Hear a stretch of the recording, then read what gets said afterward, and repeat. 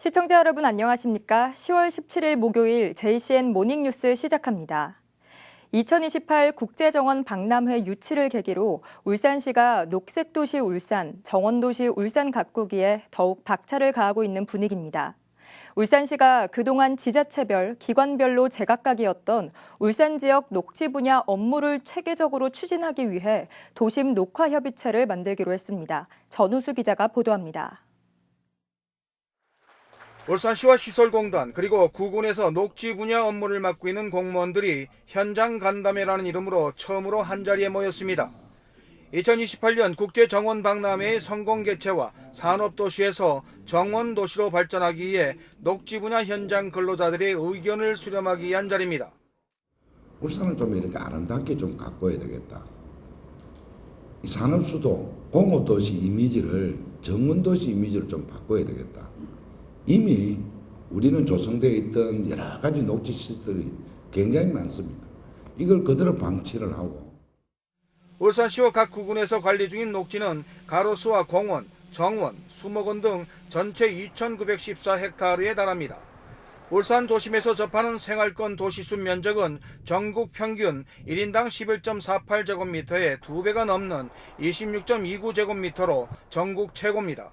하지만 녹지 면적은 많아도 녹지 관리가 지자체별, 기관별로 제각각이어서 수종이나 수형 조절 등이 주먹구구식이라는 지적을 낳고 있습니다.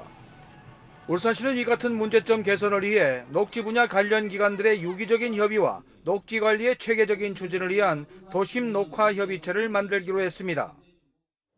그동안 가로수 관리에 있어서 구군 간의 연계라든지 또 차별성이 부족한 부분이 있었습니다.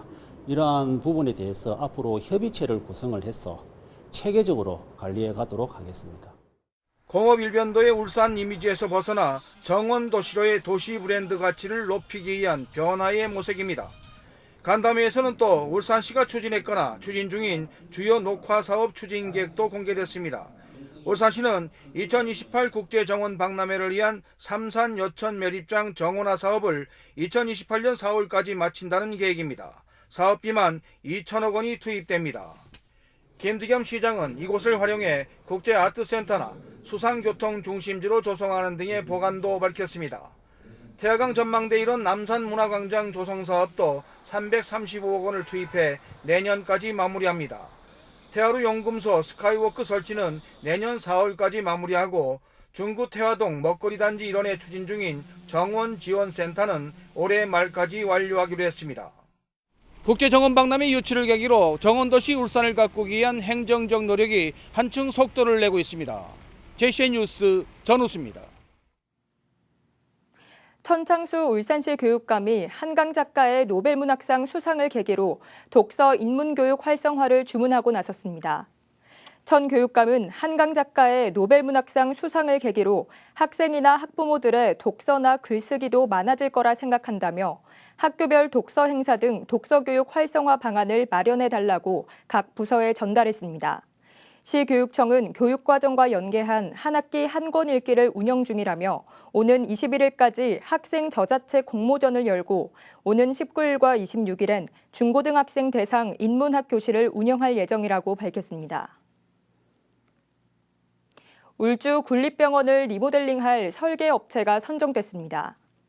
울주군은 군립병원 리모델링 건축 설계 제안에 공모한 4개 안을 심사한 결과 H&K 종합건축사 사무소와 석원건축사 사무소가 공동 제안한 사람의 행복과 건강을 유발할 수 있는 울주 군립병원이 최종 선정됐다고 밝혔습니다.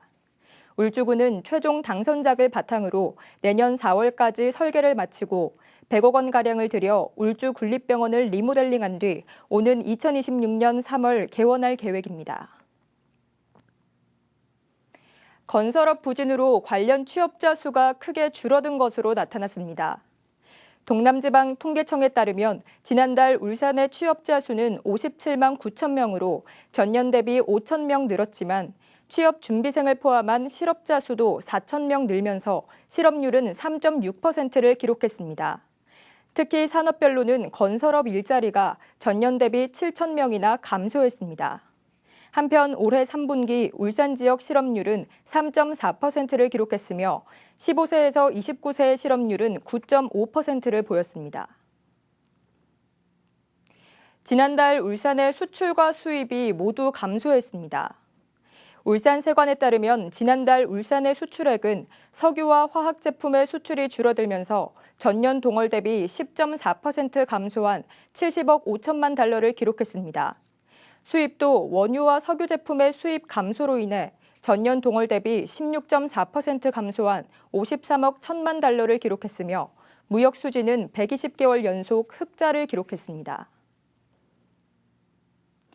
울산 중소벤처기업청과 한국은행 울산본부는 다음 달 1일부터 울산 지역 중소기업 밀집 지역에 위치한 중소기업을 대상으로 자금 지원을 시행한다고 밝혔습니다.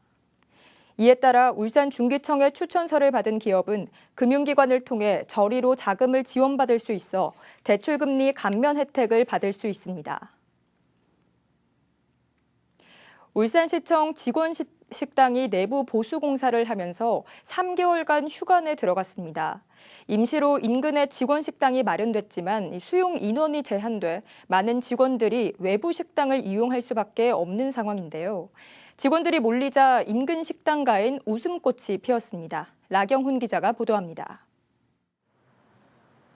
평일 점심시간, 시청 공무원들이 무리지어 건물 밖으로 나오기 시작합니다.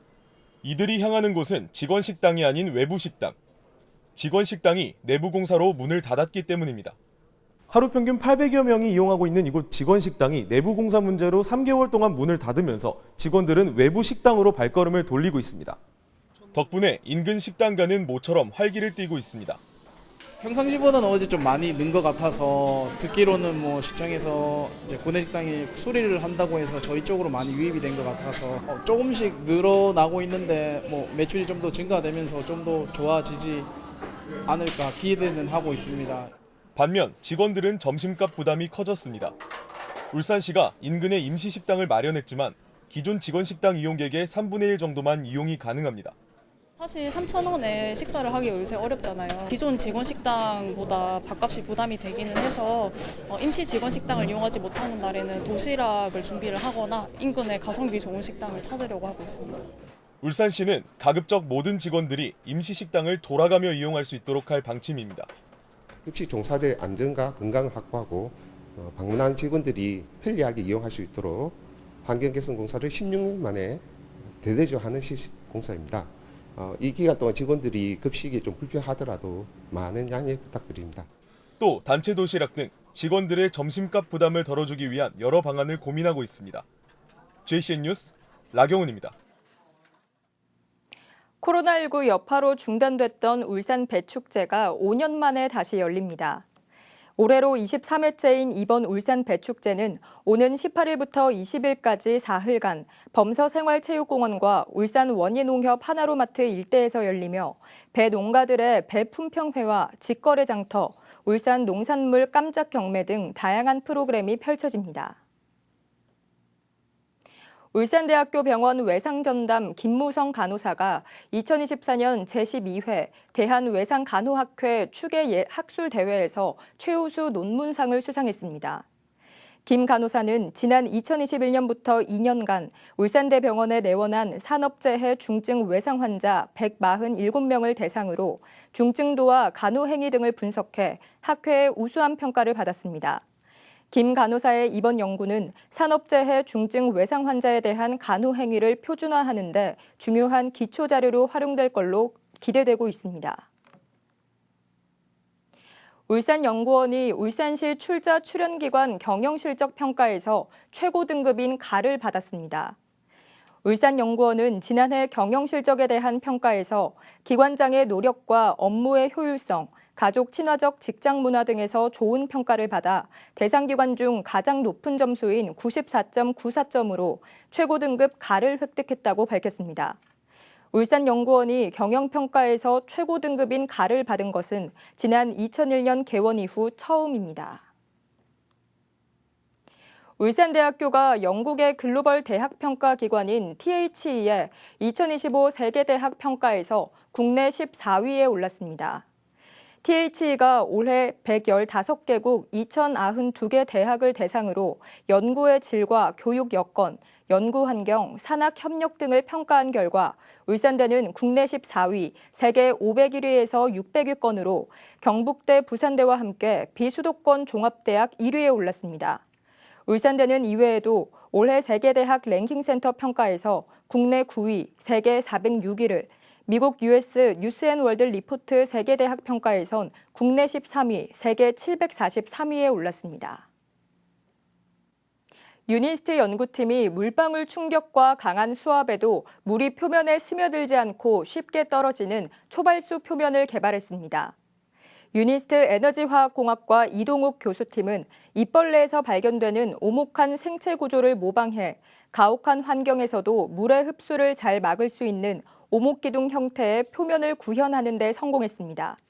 개발된 초발수 표면 디자인은 초발수성을 24시간 이상 안정적으로 유지할 수 있어 해양과 항공 등 다양한 산업 분야에서 활용될 걸로 기대되고 있습니다. 지난 15일 밤 중구 성안동 도로를 달리던 한 SUV 차량이 울산경찰청 주차장으로 떨어지는 사고가 발생했습니다. 다행히 크게 다친 사람은 없었는데 50대 운전자는 면허 취소 수준의 만취 상태였던 것으로 드러났습니다. 박영훈 기자가 보도합니다. 15일 밤 10시 32분쯤 울산 중구 성안동 울산경찰청 앞 도로. 직진하던 흰색 SUV 차량이 갑자기 오른쪽으로 방향을 꺾더니 인도를 넘어 돌진합니다. SUV 차량은 급하게 방향을 꺾으면서 펜스를 뚫고 약 4m 아래 울산경찰청 주차장으로 떨어졌습니다. 직원들하고 같이 근무하고 있는데 갑자기 후정 주차장 쪽에서 막 쿵쾅쾅 하는 소리가 한 3번 정도 들리더라고요. 그래서 이제 무슨 일인가 싶어서 창문 쪽으로 가서 이제 보니까 후정 주차장에 차량이 한 대 이제 전복돼 있더라고요.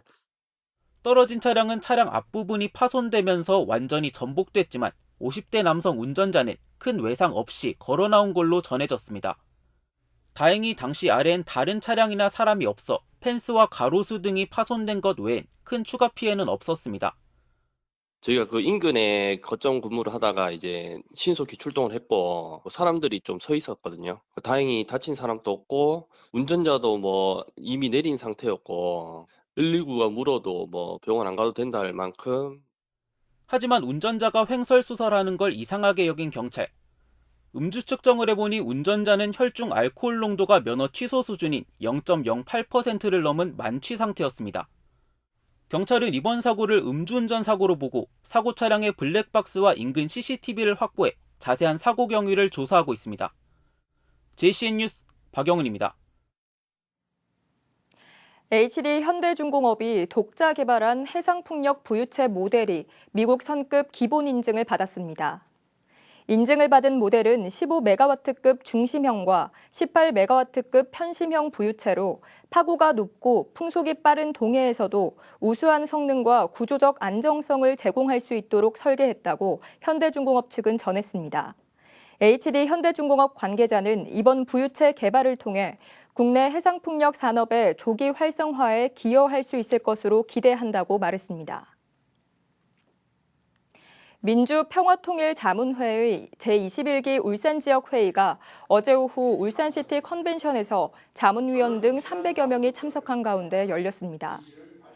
어제 민주평통 울산지역회의에서는 통일부 관계자로부터 통일 대북정책 현황에 대한 설명을 듣고 울산지역회의 활동실적 보고와 정책 건의 등이 이어졌습니다. 특히 지역회의에서는 반헌법적인 두개 국가론과 통일 포기 등과 같은 주장에 반대하고 자유민주 평화통일 역량 강화와 한반도 자유평화를 위해 앞장설 것을 다짐하는 4개 항의 결의문을 채택했습니다.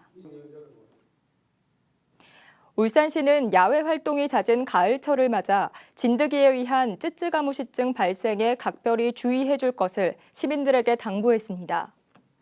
쯔쯔가무시증은 주로 숲을 속에 서식하는 진드기가 사람의 신체에부터 흡혈하는 과정에서 감염되며 특히 농장업과 야외 활동이 많아지는 가을철에 가장 많이 발생하고 있어 주의가 요구되고 있습니다.